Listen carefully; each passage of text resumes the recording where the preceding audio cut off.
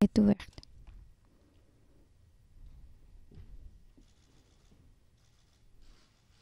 Please be seated. Veuillez vous asseoir.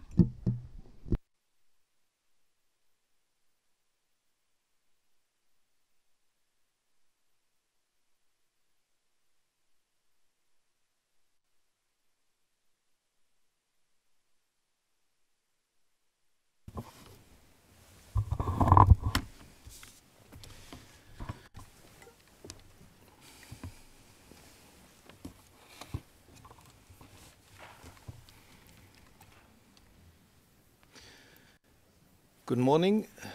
Le président, bonjour.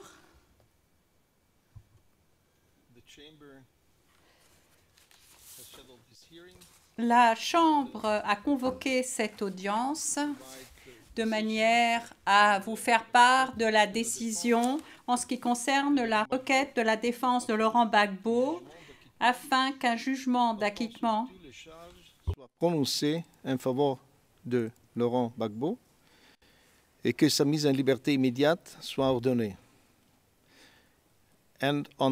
Et sur la requête de la défense de Charles Blé Goudet en insuffisance des moyens à charge et décision relative aux demandes de mise en liberté provisoire consécutive à l'audience tenue par la Chambre au sujet du maintien en détention des accusés. La majorité des juges de la Chambre de première instance 1, Madame la juge Herrera Carbucha étant en désaccord, rappelle ce qui suit. Premièrement, il est de notoriété publique que pendant la période examinée par la Chambre, c'est-à-dire de novembre 2010 à avril 2011, la Côte d'Ivoire était en proie à un violent conflit politique dans le contexte des élections présidentielles à Abidjan et dans d'autres parties du pays. Le 23 juin 2011, le procureur de la Cour pénale internationale a demandé l'autorisation d'enquêter pour déterminer si des crimes relevant de la compétence de la Cour avaient été commis dans le contexte de ce conflit. Et le 3 octobre 2011, la Chambre préliminaire 1 l'a autorisé à enquêter.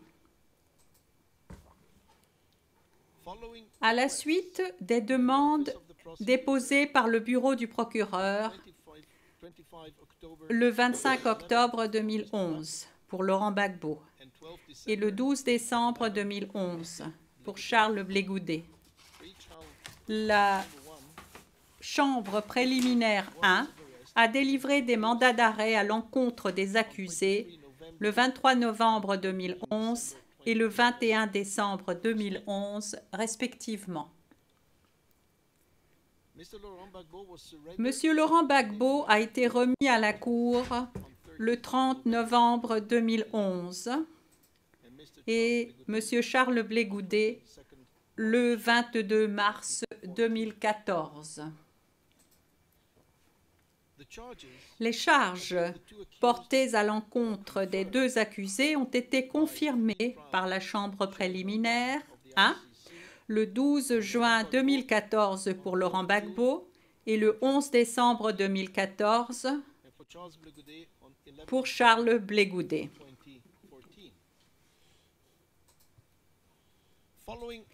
Après la jonction des deux instances et à l'issue de la période de mise en état de l'affaire, le procès s'est ouvert le 26 janvier 2016 devant cette Chambre de première instance 1. Lors des 231 journées d'audience, la Chambre a entendu 82 témoins cités par l'accusation, soit dans le prétoire, soit par voie de liaison vidéo. Des milliers de documents ont été versés au dossier et des centaines de requêtes, demandes et décisions ont été déposées.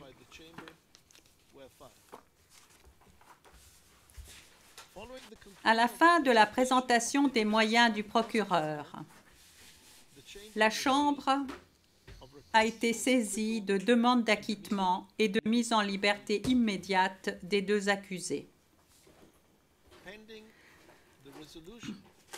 Avant de statuer sur ces demandes, la Chambre a convoqué une audience pour que soit débattue la question du maintien en détention des accusés le 13 décembre 2018. Lors de cette audience, les deux accusés ont demandé à être mis en liberté avec ou sans condition. Après avoir méticuleusement analysé les éléments de preuve et pris en considération tous les arguments de droit et de fait présentés oralement et par écrit par les parties et les participants, la Chambre conclut à la majorité de ses membres qu'il n'est pas nécessaire que les équipes de la défense poursuivent la présentation des moyens de preuve, étant donné que le procureur ne s'est pas acquitté de la charge de la preuve en ce qui concerne plusieurs éléments constitutifs essentiels des crimes tels que reprochés aux accusés. En particulier, la majorité estime que le procureur n'a pas démontré qu'il existait un plan commun destiné à maintenir Laurent Gbagbo au pouvoir et comprenant la commission de crimes à l'encontre de civils. Le procureur n'a pas étayé l'allégation d'existence d'une politique ayant pour but d'attaquer une population civile sur la base des modes opératoires récurrents auxquels auraient répondu les violences et des autres éléments de preuve indirects cités à l'appui de cette allégation, n'a pas démontré que les crimes tels qu'allégués dans les charges ont été commis en application ou dans la poursuite de la politique d'un État ou d'une organisation ayant pour but d'attaquer la population civile, n'a pas démontré que les discours prononcés en public par Laurent Gbagbo ou Charles Blé Goudet étaient constitutifs du fait d'ordonner, solliciter ou encourager la commission des crimes allégués, ni que l'un ou l'autre des accusés a contribué en connaissance de cause ou intentionnellement à la commission de tels crimes. La Chambre rendra sa décision pleinement motivée le plus rapidement possible. La Chambre reconnaît qu'il aurait été préférable de rendre dès aujourd'hui une décision motivée en détail. Cependant, bien que la règle 144.2 du règlement de procédure et de preuve dispose que la Chambre doit fournir des copies de ses décisions, et je cite, « le plus rapidement possible », après les avoir prononcées en audience publique, aucun délai particulier n'est fixé à cet égard. La majorité est d'avis que l'obligation que le statut 21.3 du statut de Rome impose à la Chambre d'interpréter et d'appliquer le dit statut d'une manière compatible avec les droits de l'homme internationalement reconnus l'emporte sur l'exigence de livrer des motifs pleinement détaillés au moment du prononcé de la décision. En effet, une interprétation trop stricte de la règle 144.2 obligerait la Chambre à retarder le prononcé de sa décision, dans l'attente de la préparation d'un exposé détaillé de l'ensemble des motifs qui sous-tendent tant les constatations qu'elle a tirées des preuves que ses conclusions de droit. Étant donné le volume du dossier des preuves et le degré de détail des arguments avancés par les parties et les participants, Et comme la majorité a déjà pris sa décision sur la base de l'évaluation des preuves, la majorité ne saurait justifier le maintien des accusés en détention durant la période nécessaire à la préparation d'un exposé détaillant par écrit l'ensemble des motifs de sa décision. Le délai d'appel de la présente décision commencera à courir le jour où les parties recevront notification de l'exposé détaillé des motifs. Le procureur peut, dès aujourd'hui, saisir la Chambre d'une requête du type prévu à l'article 81.3c i. Par ces motifs, la Chambre, à la majorité de ses membres, dit que le procureur ne s'est pas acquitté de la charge de la preuve conformément à la norme applicable telle que prévue à l'article 66 du Statut de Rome. Fait droit aux demandes d'acquittement présentées par la défense de Laurent Gbagbo et celle de Charles Blé Goudet concernant l'ensemble des charges portées à leur encontre.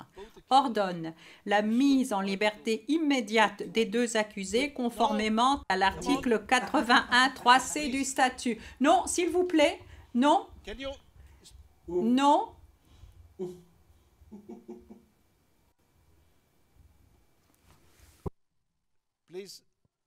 S'il vous plaît, je demande au public de bien vouloir s'asseoir, sinon je devrais faire évacuer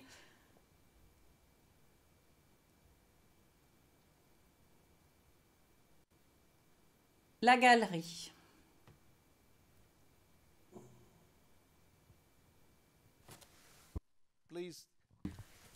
S'il vous plaît, je vous invite à vous asseoir et à adopter un comportement approprié. Ordonne la mise en liberté immédiate des deux accusés conformément à l'article 81.3c du statut sous réserve de toute demande que le procureur pourrait introduire en vertu de l'alinéa i de ce même article. Décide que les délais d'appel de la présente décision commenceront à courir à la publication de l'exposé détaillé des motifs de celle-ci. Dit que les demandes de mise en liberté actuellement pendantes sont désormais sans objet. Madame le juge Herrera Carbucha a déposé par écrit une opinion dissidente. Ainsi se conclut la décision orale de la Chambre. Et je me tourne maintenant vers le bureau du procureur pour demander si le bureau du procureur souhaite présenter une requête au titre de l'article 81.3c i du statut. Le procureur, Monsieur le Président,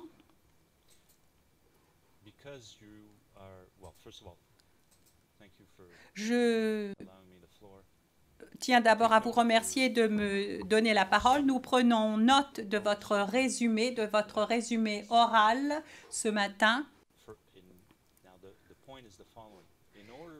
Pour que nous puissions réagir de manière responsable et présenter des arguments significatifs au titre de l'article 83CI du statut, nous devons disposer de l'ensemble des détails de votre décision. Nous ne les avons pas encore. La Chambre le sait, il s'agit de circonstances exceptionnelles. Nous nous attendions à disposer d'une décision pleinement motivée qui sera déposée ultérieurement aujourd'hui. D'après ce que vous avez dit ce matin, nous avions l'intention de demander 48 heures de manière à pouvoir réagir et de faire une évaluation responsable de votre décision, ce que nous ne pouvons pas faire à ce stade. Nous souhaitions également dire que dans ces dispositions, le maintien de la détention peut être ordonnée dans des circonstances exceptionnelles. Nous voulions défendre l'argument que vous avez le pouvoir de détenir, mais vous avez le pouvoir également d'ordonner la mise en liberté. C'est ce que nous allions développer ce matin, mais étant donné que nous n'avons pas la décision pleinement motivée, la décision complète, nous ne pouvons pas le faire ce matin. Nous allons maintenant vous demander une suspension de 30 minutes pour que nous puissions évaluer les possibilités qui s'offrent à nous en matière de procédure, à la lumière du fait que la décision complète n'est pas disponible à ce stade. Vous me permettez une seconde, s'il vous plaît?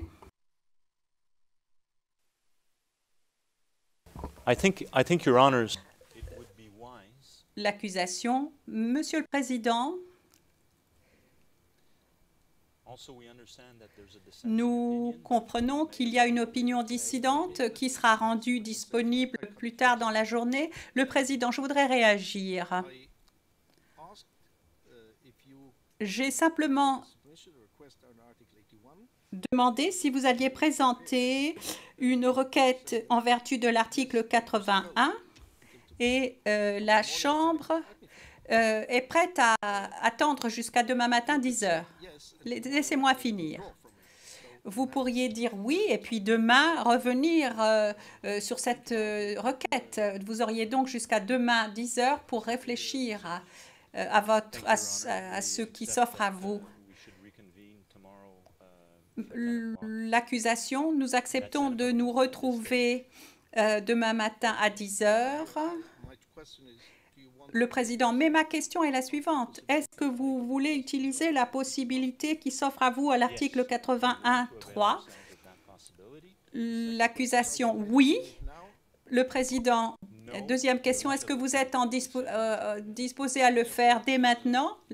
L'accusation, ma réponse est non, étant donné que nous n'avons pas la décision complète.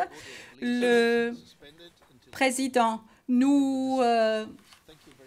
par conséquent, nous levons la séance jusqu'à demain matin. L'ordre de mise en liberté provisoire est suspendu jusqu'à demain matin, jusqu'à la décision à cet égard. Merci beaucoup. Je lève la séance.